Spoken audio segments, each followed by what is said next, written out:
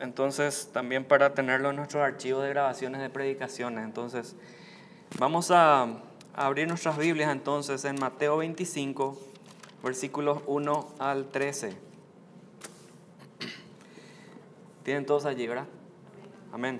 Dice así: entonces el reino de los cielos será semejante a 10 vírgenes que, tomando sus lámparas, salieron a recibir al esposo. 5 de ellas eran prudentes y 5 insensatas. Las insensatas tomando sus lámparas, no tomaron consigo aceite, mas las prudentes tomaron aceite en sus vasijas juntamente con sus lámparas. Y tardándose el esposo, cabecearon todas y se durmieron. Y a la medianoche se oyó un clamor: aquí viene el esposo, salid a recibirle. Entonces todas aquellas vírgenes se levantaron y arreglaron sus lámparas. Y las insensatas dijeron a las prudentes: dadnos de vuestro aceite, porque nuestras lámparas se apagan. Mas las prudentes respondieron diciendo: para que no nos falte a nosotras y a vosotras, id más bien a los que venden y comprad para vosotras mismas. Pero mientras ellas iban a comprar, vino el esposo, y las que estaban preparadas entraron con él a las bodas, y se cerró la puerta. Después vinieron también las otras vírgenes, diciendo: Señor, Señor, ábrenos. Mas él, respondiendo, dijo: de cierto os digo que no os conozco. Velad pues, porque no sabéis el día ni la hora en que el Hijo del Hombre ha de venir. Padre, gracias por tu palabra. Te pedimos, Señor, que en este momento tu Espíritu Santo, Señor, nos ilumine para entender tu palabra, y que todo lo que salga, Señor, de mi boca sea solo lo que tú quieres, Señor. Gracias, Padre. Abre nuestro entendimiento en el nombre de Jesús. Amén. Jesús, después de enseñar acerca de la segunda venida, comienza a explicarlo de nuevo, hermanos, a través de 3 parábolas. ¿Qué son las parábolas? Las parábolas son ilustraciones sencillas, las cuales él enseñaba a la gente para que el pueblo entendiese. La mayoría del pueblo no eran estudiados, o sea, no tenían estudios como los escribas, los fariseos. La mayoría del pueblo era sin vulgo, o sea, del vulgo, dice, que no tenían letras, o sea, no estudiaron, no sabían leer ni escribir. Entonces, ¿qué hacía Jesús? Jesús les hablaba por parábolas, que es una ilustración práctica para el aprendizaje sencillo de doctrinas profundas que el Señor tenía para la gente común. Entonces, de esta manera, Jesús les empieza a hablar. La primera parábola es la de las 10 vírgenes. La segunda parábola que vemos en todo el contexto es la de los talentos. Y aunque la parábola anterior del capítulo 24 trata de los 2 siervos, y esta advertía sobre el peligro de aplazar, ¿qué cosa? Aplazar la segunda venida, o la preparación para la segunda venida. Esta parábola nos alerta a nosotros ante el riesgo de hacer preparativos insuficientes ante la venida gloriosa de Cristo Jesús. Entonces, esta parábola, hermanos, subraya una cosa: la importancia de estar preparados para la venida de Cristo. Hay que estar preparados para la venida de Cristo.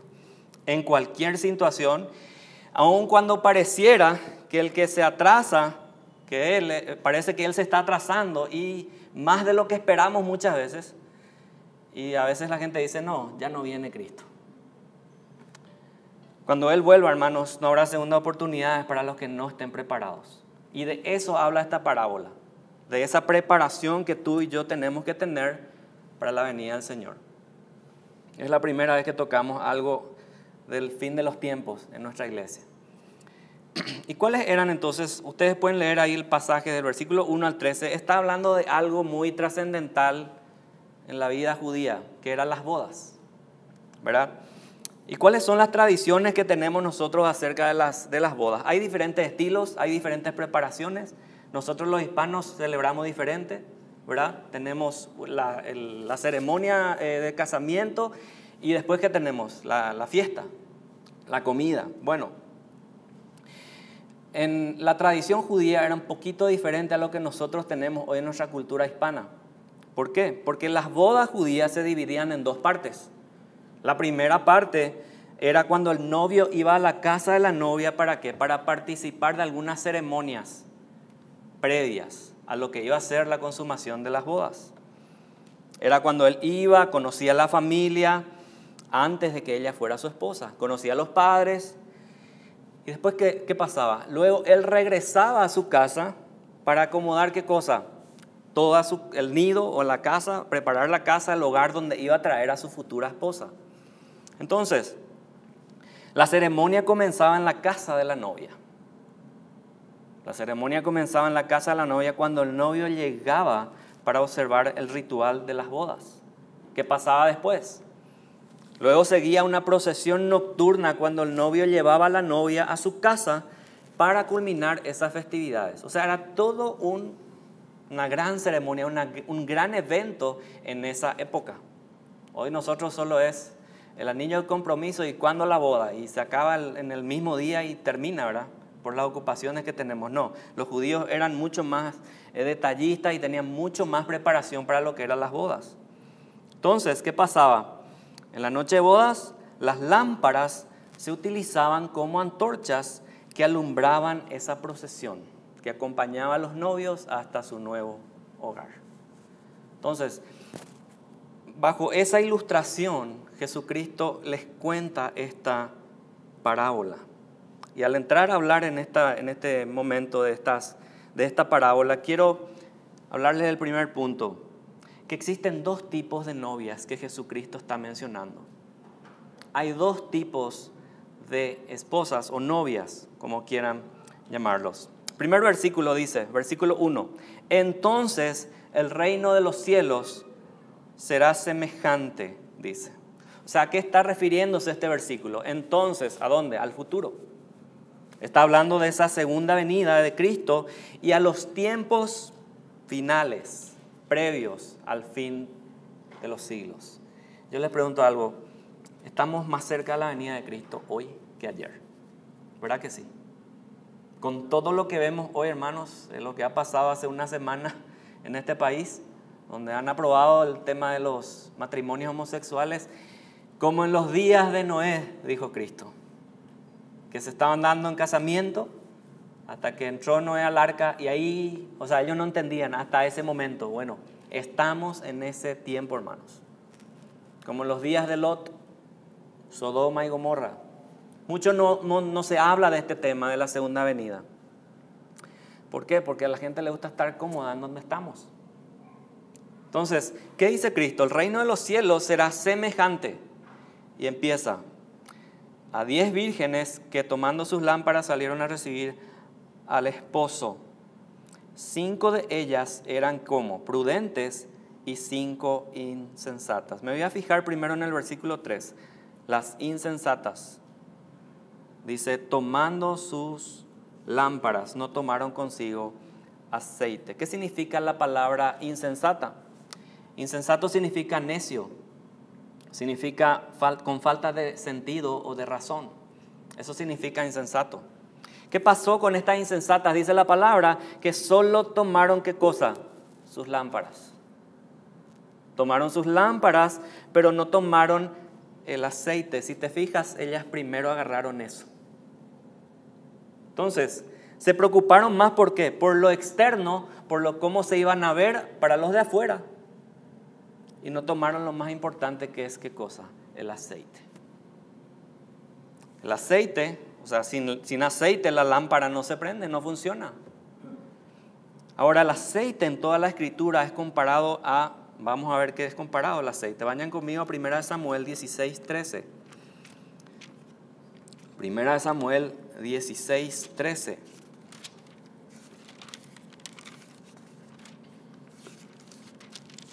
Primera de Samuel 16:13. Dice así: y Samuel tomó el cuerno del aceite y lo ungió en medio de sus hermanos, y desde aquel día en adelante, ¿qué? El Espíritu de Dios, Espíritu de Jehová, vino sobre David. Se levantó luego Samuel y se volvió a Ramá. O sea, el aceite, hermanos, en la palabra siempre ilustra al Espíritu Santo. Entonces, ¿qué pasó? Saúl, vemos en 1 Samuel 10 también que él despreció la unción de Dios sobre su vida y fue desechado, dice. Ahora, ¿qué pasó con David?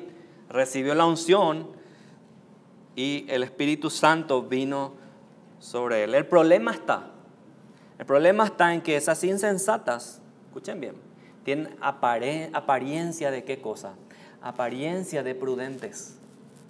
Las insensatas se preocuparon más por lo externo. Sus lámparas aparentaban o aparentan llenas, pero estaban vacías. Aparentan limpias, pero tienen inmundicia por dentro. Asimismo, hermanos, y acá vamos a entrar al tema, hay gente, mucha gente dentro de las iglesias que aparentan tener lámparas limpias y llenas. Hay gente que aparenta tener esa pureza, ese brillo de la lámpara, pero están llenos de pecado. Pecado oculto. Quizás la mente está puesta en otras cosas, en dinero, en poder. Yo te pregunto, ¿qué tiene tu lámpara hoy? ¿Qué tiene nuestra lámpara? Es el ejemplo que cuando nosotros invitamos a alguien a nuestra casa a venir. ¿Qué es lo que hacemos cuando le invitamos a alguien? Cuando invito a Nilson y a Viri, por ejemplo, a Dani y a Ale para venir a casa, lo principal que hacemos es guardar todos los cachivaches, los juguetes en el closet, ¿verdad? Para que no vean ellos. Para que aparente, mira cómo brilla la casa, ¿verdad? La alfombra, Muchas veces nos preocupamos por esas apariencias. Pero hermanos, cuando Jesús llega a nuestro hogar, a nuestra vida, Él requiere todo de nosotros. No un 90%, no un 80%, no un 99%. Jesús quiere irse a ese closet donde guardaste tus juguetes o tu suciedad y quiere limpiar, quiere todo de nosotros. Entonces, las insensatas siempre quisieron aparentar algo que no eran. Vaya conmigo a Mateo 13, unos capítulos antes. 13, 24 al 30. Miren lo que dice Mateo 13, 24 al 30. La parábola del trigo, nuevamente una parábola que Jesús estaba contando. Dice, les refirió otra parábola diciendo, el reino de los cielos es semejante a un hombre que sembró buena semilla en su campo, pero mientras dormían los hombres, vino su enemigo y sembró cizaña entre el trigo y se fue. Y cuando salió la hierba y dio fruto, entonces apareció también la cizaña. Vinieron entonces los siervos del padre de familia y le dijeron, Señor, ¿no sembraste buena semilla en tu campo? ¿De dónde pues tienes cizaña? Él les dijo, un enemigo ha hecho esto. Y los siervos le dijeron, ¿quieres pues que vayamos y la arranquemos? Él les dijo, no sea que al arrancar la cizaña arranquéis también con ella el trigo. Dejad crecer juntamente lo uno y lo otro hasta la siega. Y al tiempo de la siega yo diré a los segadores, recoged primero la cizaña y atadla en manojos para quemarla, pero recoger el trigo en mi granero. ¿A qué se refiere también esta parábola? Al día del fin. Pero hay un detalle, hermanos. Aquí está hablando de trigo y de cizaña.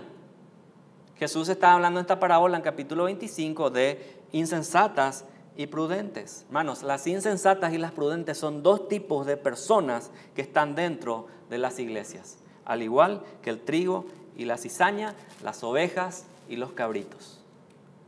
Gente que está dentro de las iglesias. Pero ¿qué pasa? Son hipócritas. Viven practicando el pecado, preocupándose más, ¿por qué? Por la apariencia de su lámpara. Cristo siempre condenó la hipocresía de los fariseos. Si ustedes recuerdan, ¿cuántas veces Cristo les dijo hipócritas a los fariseos? Un sinfín de veces, pueden contarlo. Muchas veces Jesucristo habló y les dijo esto. ¿Qué es un hipócrita? Un hipócrita es aquel que finge ser otra persona. Es un actor de escenario. En la antigua Grecia era un simulador. Esta parábola, hermanos, no describe a un verdadero discípulo que pierde la salvación. Escuchen bien. No describe a ese tipo de personas, a un discípulo que pierde la salvación, sino al falso cuyo compromiso con Jesús fue deficiente desde el comienzo. Cuyo compromiso con Jesús fue entre comillas y fue muy emocional, pero no fue de raíz. Vamos a Mateo 25 de nuevo. Hablamos de las insensatas, vamos a hablar ahora de quiénes, de las prudentes. Versículo 4 dice, mas las prudentes tomaron aceite en sus vasijas juntamente con sus lámparas. ¿Qué significa prudente? Habla de templanza, habla de cautela, habla de ¿qué? De moderación y que sabe distinguir lo bueno de lo malo. Eso es una persona prudente, que tiene discernimiento. Si te fijas en el versículo, ¿qué hicieron las prudentes primero? Tomaron aceite en sus vasijas primeramente. Aceite en sus vasijas. Tuvieron la prioridad. Se preocuparon por ello. Para luego llevar sus lámparas. Para ellas el aceite es lo primordial. Para estas vírgenes el aceite era lo primordial, lo principal. Yo te pregunto hoy, ¿te ocupas tú hoy de tu vida espiritual? ¿Qué pasos estamos haciendo para crecer espiritualmente? Salmo 23, 5, creo que todos conocen de memoria. Salmo 23, el 23, 5, dice lo siguiente. Aderezas mesa delante de mí en presencia de mis angustiadores, unges mi cabeza con aceite, mi copa está rebosando. ¿Te ocupas de tu vida espiritual hoy? ¿Cómo estamos con nuestras vidas espirituales? Para las prudentes importa lo interno más que lo externo, si se dan cuenta. Ellas agarraron primero el aceite, las prudentes agarraron el aceite, luego sus vasijas para poner en las lámparas. Las insensatas, ¿qué hicieron? Agarraron primero la lámpara porque se preocupaban al qué dirán, se preocupaban al qué van a decir las otras personas, a lo externo. Pero también cuando tu vida, hermanos, está llena del Espíritu Santo, se nota en tu forma de hablar, se nota en tu forma de vestirte, de pensar, de actuar, de relacionarte con los demás. Esa es una vida llena del Espíritu Santo. Y esto digo siempre, que tu cristianismo se note no solo cuando estamos en la iglesia, sino que se note también cuando estás solo, cuando estamos solos. La santidad no se prueba, hermanos, en la iglesia. ¿Ustedes sabían eso? La santidad no se prueba afuera, en tu trabajo. La santidad se prueba en la intimidad, cuando estamos solos y nadie nos ve aparentemente, porque el Señor tiene ojos para mirarnos. Mateo 23, un capítulo atrás, 23, 3, 5, dice así. Jesús hablando y acusando a los fariseos, dice, así que todo lo que os digan que guardéis, guardadlo y hacedlo, mas no hagáis conforme a sus obras, porque dicen y no hacen, porque atan cargas pesadas y difíciles de llevar y las ponen sobre los hombros de los hombres, pero ellos, ni con un dedo quieren moverlas. Antes hacen todas sus obras, ¿para qué dice? Para ser vistos, para ser observados por los hombres, pues ensanchan sus filacterias, extienden los flecos de sus mantos y aman los asientos en las cenas y las primeras sillas de las sinagogas y las salutaciones en las plazas, y que los hombres le llamen Rabí, Rabí. Hay mucha gente que ama eso. Los fariseos iban a la iglesia también, pero se preocupaban más por lo que las otras personas dirían de ellos, de lo externo, al igual que las insensatas, se preocuparon solamente por lo externo. Asimismo hay gente en la iglesia, gente que ama que le digan, wow, qué consagrado el hermano, Rabí, Rabí. Y acá dice, para ser, dice, vistos por los demás. Yo te quiero dejar un principio hoy, que tu lámpara sin aceite solamente es religión. Nuestra lámpara sin aceite, el Espíritu Santo, es solo religión. Al igual que los fariseos, los escribas y la de muchos que hoy asisten en las iglesias. Una lámpara sin aceite es ser fariseo, es ser hipócrita. ¿Qué tiene hoy tu lámpara? Miren lo que dice el versículo, continúa diciendo. Estamos hablando de las insensatas, de las prudentes. Miren lo que dice el versículo 5 al 9. Hay una tardanza, ¿de quién? Del esposo. El esposo tarda. Dice, y tardándose el esposo, cabecearon todas y se durmieron. Y a la medianoche se oyó un clamor. Aquí viene el esposo, salir a recibirle.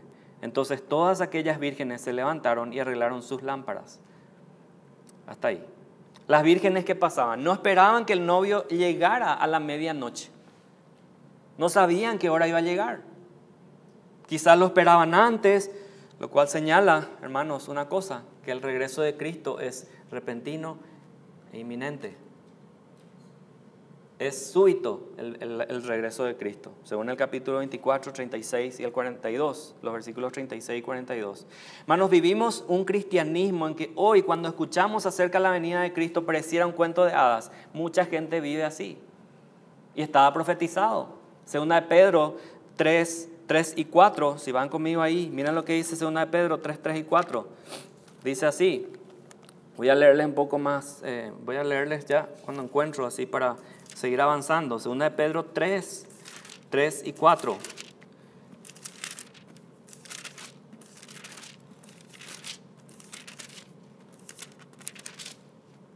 Miren, dice así. Sabiendo primero esto, que en los postreros días vendrán burladores, andando según sus propias concupiscencias, y diciendo, ¿dónde está la promesa de su advenimiento? Porque desde el día en que los padres durmieron, todas las cosas permanecen así como desde el principio de la creación.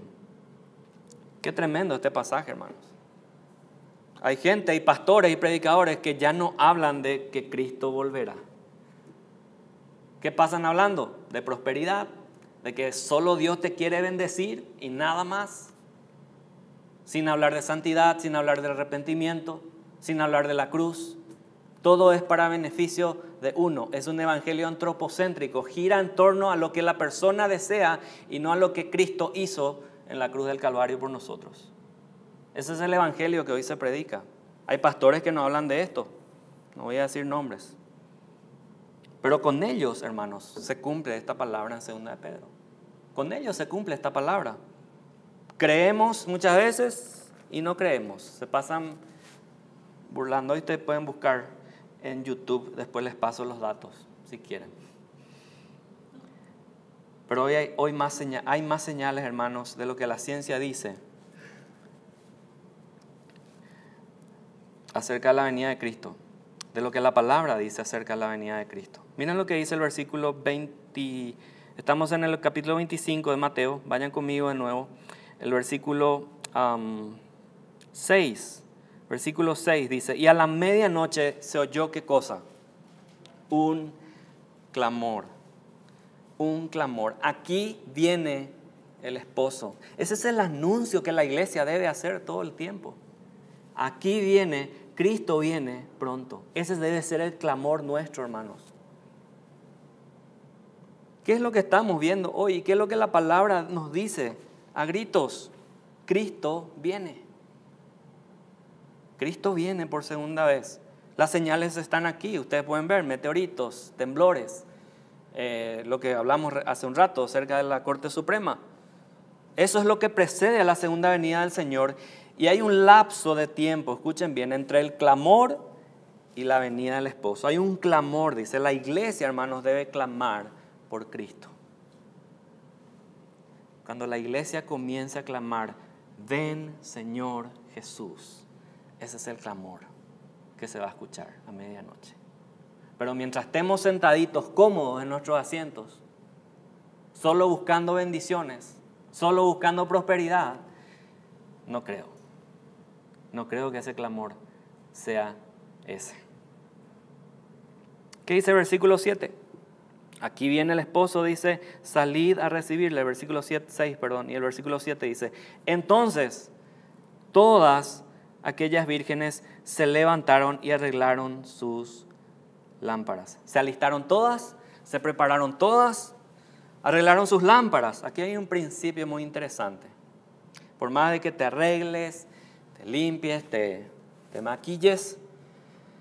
Dios ve tu corazón y Dios verá lo sucio, lo inmundo y aquella lámpara que no tiene aceite. Sucio, vacío y sin el aceite del Espíritu Santo de Dios. Versículo 9. Mas las prudentes respondieron diciendo: para que no nos falte a nosotras y a vosotras, id más bien a los que venden y comprad para vosotras mismas. Un consejo le dieron las prudentes a las insensatas. ¿Qué hicieron esas insensatas? Fueron a comprar otro tipo de aceite. ¿A qué hace referencia eso, hermanos? A otro tipo de evangelio que se predica. Les mencionaba recién. Aquel que es barato, aquel que no, aquella gracia barata, y que los falsos lo venden. Trataron de llenar su vida con otras enseñanzas y se perdieron aún más y más. Esa es la ilustración que Cristo nos muestra aquí. Y llega el esposo, el punto número 3, versículo 10.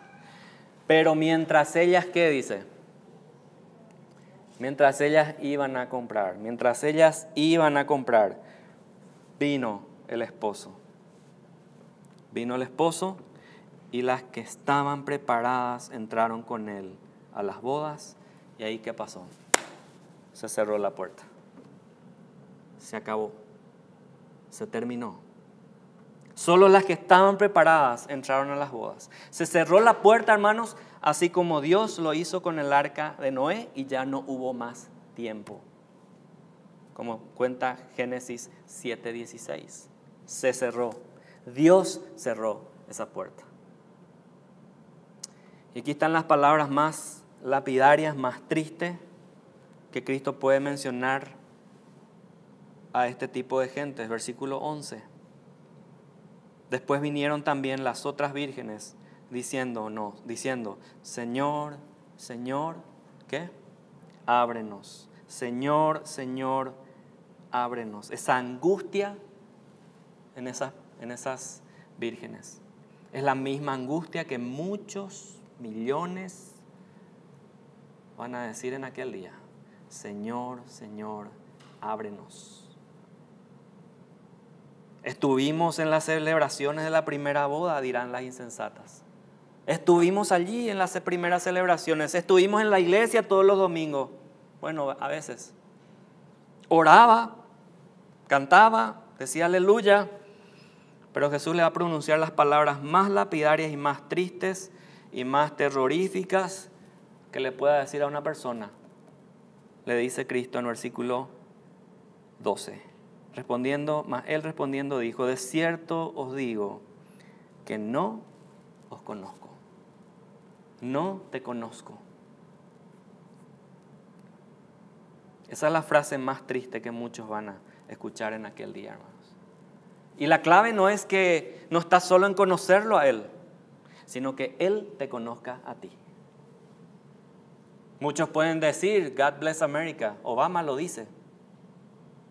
Dios nos bendiga. Dios te bendiga. Yo conozco a Dios. Pero el tema está ahí, la pregunta es, ¿te conoce Dios a ti? ¿Nos conoce Dios? El conocimiento aquí tiene una connotación de intimidad, de mutua relación. El mundo sabe que hay un Dios. Muchos dicen, sí conozco a Jesucristo, pero sus vidas no reflejan eso.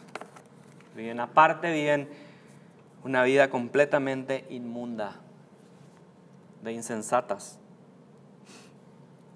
Y acá dice, en el versículo 13, velad pues, porque no sabéis el día ni la hora en que el Hijo del Hombre ha de venir. Hay mucha gente así, hermanos. Lucas 6:46. Miren lo que dice Lucas 6:46. ¿Por qué me llamáis Señor, Señor, y no hacéis lo que yo digo? ¿Se dan cuenta la expresión que utiliza Cristo? Dice, Señor, Señor. Lo mismo que pronunciaron las insensatas cuando se cerró la puerta. ¿Cómo le dijeron las insensatas? Señor, Señor. Eso es una falsedad afuera. Hay Hay algo en sus vidas que no reflejan realmente que Cristo es su Señor. Señor, Señor. Dice, ¿por qué me llamáis Señor y no hacéis lo que yo os digo? Hermanos, Cristo, el esposo, fue a preparar lugar para su novia, que es la iglesia, que somos tú y yo. Miren lo que dice Juan 14, 1 al 3. Juan 14, bastante conocido, dice, no se turbe vuestro corazón. ¿Creéis en Dios? Creed también en mí. En la casa de mi Padre muchas moradas hay. Si así no fuera, yo os lo hubiera dicho. Voy pues a preparar lugar para vosotros. Y si me fuere y os prepararé el lugar, vendré otra vez y os tomaré a mí mismo, para que donde yo estoy, vosotros también estéis. Qué maravilloso es esto. Cristo el novio, como decíamos al principio, la tradición judía, es la misma. Cristo dice, fue a preparar lugar para su novia y volverá. Jesús volverá por su novia. Hay una boda, Apocalipsis 19. Hay una boda, Apocalipsis 19.